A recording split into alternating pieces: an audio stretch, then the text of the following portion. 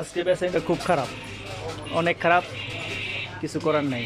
আল্লাহ পাক যা দেয় আলহামদুলিল্লাহ, আলহামদুলিল্লাহ শুক্রিয়া আদায় করতে হবে।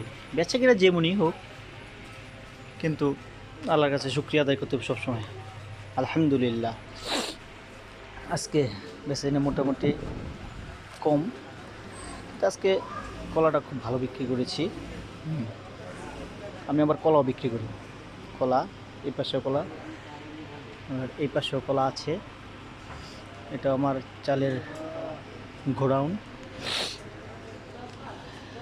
সামনে আছে এসে আবার ফ্রিজ, সামনে চালের ডিসপ্লে। এটা আবার আমার মুদি দোকান, চালের পাশাপাশি হালকা মুদিও রেখেছি। তো বেচাকেনা যেমনই হোক, আল্লাহ পাকের কাছে লাখ লাখ শুক্রিয়া, আলহামদুলিল্লাহ। আল্লাহ পাক যেদিন যা দেয় তা নিয়ে শুক্রিয়া আদায় করতে হবে। আপনারাও ধৈর্য হারাবেন না। বেচাকেনা যা হয়, যারা দোকানদারি করেন, বেচাকেনা যা হয় তারা সবসময় শুক্রিয়া আদায় করবেন। আজকে সবাই আমার জন্য দোয়া করবেন। আল্লাহ হাফেজ।